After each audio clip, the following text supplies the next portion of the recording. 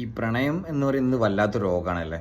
കാരണം ആ പ്രണയത്തിൽ ഏർപ്പെട്ട ആളുകൾ ഇവർ പരസ്പരം വിളിക്കുന്ന സമയത്ത് എന്താണ് ചുറ്റുപാടെന്നുള്ള പല കാര്യങ്ങളും എന്താ പറയുക ഈ ആളുകൾ മറന്നു പോകും അല്ലേ, ശരിയല്ലേ?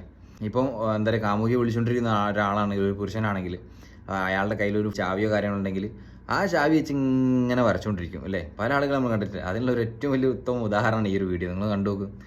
ആ ഫോൺ ചെയ്യുന്നതിൽ മുഴുകിയിരുന്ന് എന്താ പറയുക, അവിടെ അവർ ചെയ്യുന്ന ആക്ടിവിറ്റികൾ എന്താണെന്ന് വരെ അവർ മറന്നുകൊണ്ട് അവിടെ ഒരു ചങ്ങായി ഇതാ മതിൽ പൊളിച്ചുകൊണ്ടിരിക്കുന്നു, ഒരു ചങ്ങായി ഇതുപോലെ എന്താ പറയുക കുയ്യ് കുഴിച്ചുകൊണ്ടിരിക്കുന്നത്. ഇതൊക്കെ എന്ന് വെച്ചാൽ രസകരമായ സംഭവങ്ങളാണ്. ഇങ്ങനത്തെ പല കാര്യങ്ങളും നമ്മളെ ചുറ്റുപാടും തന്നെ നമ്മൾ കണ്ടിട്ടുണ്ടാവും.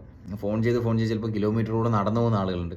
വീട്ടിലാണെങ്കിലും അല്ലെങ്കിൽ ഫ്രണ്ട്സിൻ്റെ അടുത്താണെങ്കിലും അല്ലെങ്കിൽ പുറത്താണെങ്കിലും എന്തെങ്കിലും ചെയ്യാത്ത പണി വരെ ചിലപ്പോൾ ആ ഫോൺ ചെയ്തുകൊണ്ട് പോകുന്ന ആളുകളുണ്ട് അല്ലേ.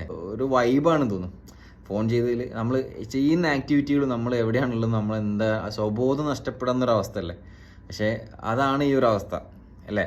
കാരണം അത്രയും ആ ഒരു ഡീപ്പായിട്ടുള്ളൊരു സംസാരത്തിൻ്റെ ഇടയിൽ എന്താ പറയുക അങ്ങനെ സമയങ്ങൾ നീണ്ടുപോകും അല്ലേ.